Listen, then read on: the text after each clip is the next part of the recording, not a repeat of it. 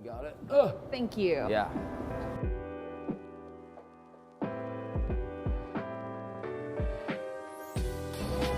Wine Walk with Jesse McCartney. First and foremost, thank you for agreeing to do this Of course, in sub-zero Liz. temperature. That's cool. It's quite cold. I love doing interviews in 5-degree weather.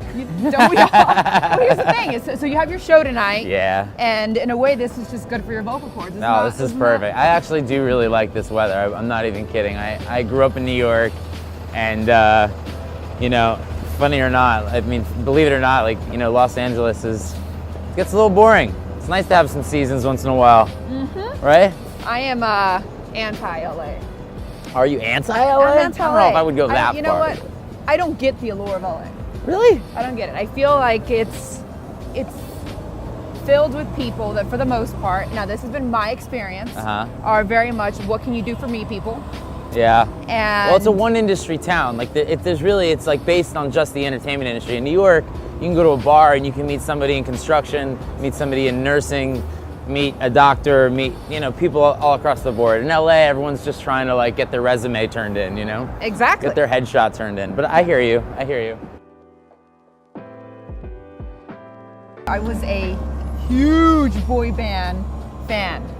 Big time. Really? I miss them. Oh, Backstreet Boy, which you toured with. Yep. I was the girl, like the psychopath, like teenage girl. Yep. Preteen, really, that had posters covering her walls. Like there was not an inch of wall space, just Backstreet Boys posters. Nice. Those were the girls that started your career. Yeah, those were. Yeah, I was in a short-lived boy band called Dream Street. Not nearly as successful as the Backstreet Boys or NSYNC, but it was sort of like the platform and the stepping sort of stone for my, you know, what was to come for a solo career. It was a lot of fun. We got to tour with like Britney Spears. I was like 13 years old. Like with Britney Spears, are you kidding? I was like a prepubescent, you know, young kid freaking out, getting to look at Britney on stage every night. I had pictures of her on my wall. So it was. Did you really? Yeah, and then you of toured course. with her? Yeah, and then we toured together. So it was cool. Were we scary? The lunatic, like preteens? I tell you, Like that you was were receiving that was the scariest part of my career was dealing with, you know, hormonal teenage girls. Like now they're all just super chill. Like they're all my age or a little younger, but just like relaxed. They're all in the workforce now. They're like good people, you know? Back then they were out of control. How many girls have you serenaded? I saw that you serenaded Doug, was it Doug the Doug the Pug? Yeah.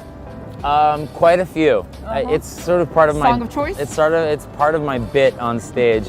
I've done songs from every album, but on this tour I did during a song called I Told You So.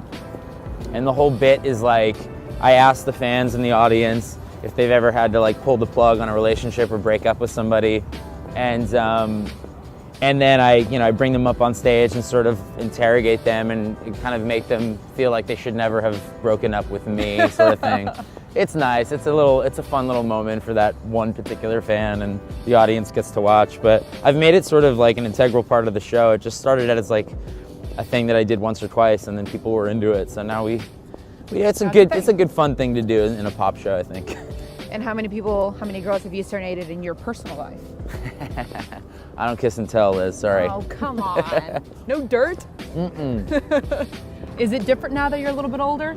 You're a little bit older, there's more social media involved, It's definitely changed. I mean, the industry has changed so much, especially because of social media, and you know, you just gotta sort of adapt. But yeah, I mean, certain things change, like I like sleeping a little bit more than I used to. Drinking a little less, sleeping a little more. You know, partying a little bit less. Yeah. I still like a good party once in a while, but yeah, no, it's you adapt to the times and to your times and where you're at. But yeah, no, I mean, social media has really changed everything, and now like